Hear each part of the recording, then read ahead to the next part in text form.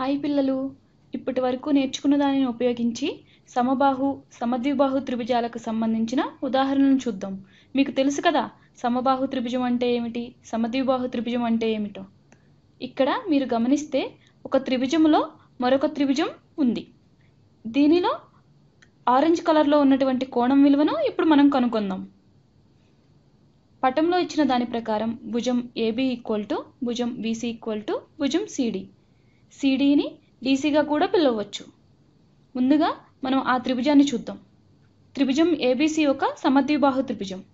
సమద్విబాహు త్రిభుజంలో సమానంగా ఉన్న రెండు భుజాలకు ఎదురెదురుగా రెండు కోణాలు సర్వసమానం.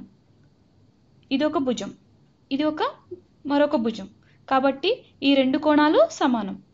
మనకు ఇచ్చిన దాని ప్రకారం లేదా దత్తాంశం ప్రకారం ఈ కోణం కూడా 31 డిగ్రీ అవుతుంది. మనకు త్రిభుజంలోని రెండు కోణాలు తెలుసు కాబట్టి మూడవ కోణాన్ని కనుగొనవచ్చు. ఎలా అంటే త్రిభుజంలోని మూడు కోణాల మొత్తం 180 డిగ్రీలకు సమానం అని తెలుసు కదా. కాబట్టి 31 degree plus 31 degree plus angle ABC = 180 డిగ్రీలు. ఈ రెండు కలిపితే 31 ప్లస్ 31 ఎంత? 62 డిగ్రీలు. ఇక్కడ రాస్తున్నాను చూడండి. కాబట్టి ఇరువైపులా ఈ 62 డిగ్రీలను తీసివేయగా మనకి ABC కోణం విలువ వస్తుంది.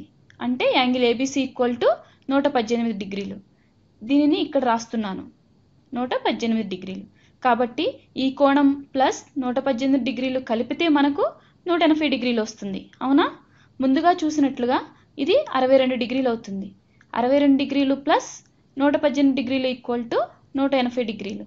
కాబట్టి ఇక్కడ 62 డిగ్రీలను అని రాస్తున్నాను.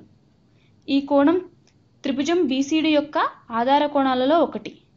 ఈ భుజము మరియు ఈ భుజము సమానం అనగా భుజం BC యొక్క పొడవు భుజం CDకు సమానం అవుతుంది. ఇవి రెండు కూడా సమద్విబాహు త్రిభుజంలోని భుజాలు. ఇది శీర్షం, ఇది ఒక ఆధార కోణం, ఇది మరొక ఆధార కోణం. ఆధార కోణాలు రెండు కూడా సర్వసమానం కాబట్టి ఇది 62 డిగ్రీలకు సమానం అవుతుంది. చివరగా ఈ కోణాన్ని కనుక్కోవాలంటే ఈ కోణము ప్లస్ 62 డిగ్రీలు ప్లస్ 62 డిగ్రీలు కలిపితే 180 డిగ్రీలు అవుతుంది. కాబట్టి 62 డిగ్రీలు ప్లస్ 62 డిగ్రీలు ప్లస్ యాంగిల్ BCD = 180 డిగ్రీలు. ఇవి రెండు కలిపితే 62 ప్లస్ 62 ఎంత? 124 డిగ్రీలు. అవునా? ఈ 124లను రెండు వైపులా తీసివేస్తే మనకి యాంగిల్ BCD = 56 డిగ్రీలు వస్తుంది. కాబట్టి ఇది 56 డిగ్రీలు అవుతుంది. ఇప్పుడు ఈ త్రిభుజం గురించి చూద్దాం. కోణం ABE యొక్క కొలత ఎంత? B నుండి Eకి కర్ణం గీస్తున్నాను. ఇప్పుడు కోణం ABEని కనుక్కుందాం. ఓకేనా? మనకు ఇక్కడ సర్వసమాన భుజాలు చాలా ఉన్నాయి.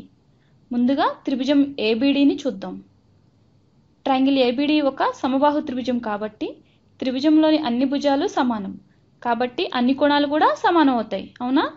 ఒకవేళ త్రిభుజంలోని అన్ని కోణాలు సమానమైతే ప్రతి కోణం 60 డిగ్రీలకు సమానం. కాబట్టి అన్ని 60 డిగ్రీలు. కోణం ABEని కనుక్కోవాలంటే ముందుగా ఇక్కడ కనిపిస్తున్న భాగాన్ని కనుక్కోవాలి. ట్రయాంగిల్ BDని గమనిస్తే ఇది సమద్విబాహు త్రిభుజం. రెండు భుజాలు సమానం. ఇది శీర్ష కోణం, ఇది ఒక ఆధార కోణం, ఇది మరొక ఆధార కోణం. మరియు ఈ శీర్ష కోణం దీర్ఘకోణం లేదా లంబకోణం అంటే 90 డిగ్రీలు సమానం. మరియు ఇది సమద్విబాహు త్రిభుజం అంటే BD = DE. కాబట్టి ఈ రెండు కోణాలు ప్లస్ ఈ కోణం కలిపితే 180 డిగ్రీలు అవుతుంది. దీనిని X అని అనుకుంటే ఈ కోణం కూడా X అవుతుంది. కాబట్టి X ప్లస్ 90 డిగ్రీలు = 180 డిగ్రీలు. ఇక్కడ క్రింద రాస్తున్నాను చూడండి. X ప్లస్ 90 డిగ్రీలు = 180 డిగ్రీలు. అంటే 2X ప్లస్ 90 డిగ్రీలు = 180 డిగ్రీలు. రెండు వైపులా 90 డిగ్రీలను తీసివేయగా మనకు 2X = 90 డిగ్రీలు వస్తుంది. ఇరువైపులా 2చే భాగించగా X = 45 డిగ్రీలు వస్తుంది. అంటే X విలువ 45 డిగ్రీలు అన్నమాట. యాంగిల్ ABE వచ్చేసినట్లే కదా. ఎందుకంటే 60 డిగ్రీలు ప్లస్ 45 డిగ్రీలను కలిపితే యాంగిల్ ABE విలువ వస్తుంది. అవునా? అంటే యాంగిల్ ABE = 60 డిగ్రీలు ప్లస్ 45 డిగ్రీలు అంటే 105 డిగ్రీలు వస్తుంది. మనకు చివరిగా ఇది మిగులుతుంది. ఇది చాలా సులభంగా చేయవచ్చు. ఇది సమద్విబాహు త్రిభుజం. ఈ భుజం ఈ భుజానికి సమానం. ఇది శీర్షము. మనం కనుక్కోవాల్సింది కోణం బి. పైన ఉపయోగించిన లాజిక్ని ఉపయోగిద్దామా? చూడండి, ఏదైనా త్రిభుజంలోని ఒక భుజం యొక్క పొడవును కనుక్కోవాలంటే మనకు మిగిలిన 2 భుజాల కొలతలు తెలిసి ఉండాలి, లేదా భుజాల మధ్య సంబంధం తెలిసి ఉండాలి. అదేవిధంగా రెండవ పార్ట్లో చూసినట్లుగా ఒకవేళ ఇది సమద్విబాహు త్రిభుజం అయినట్లయితే ఈ కోణం ఈ కోణానికి సమానం అవుతుంది.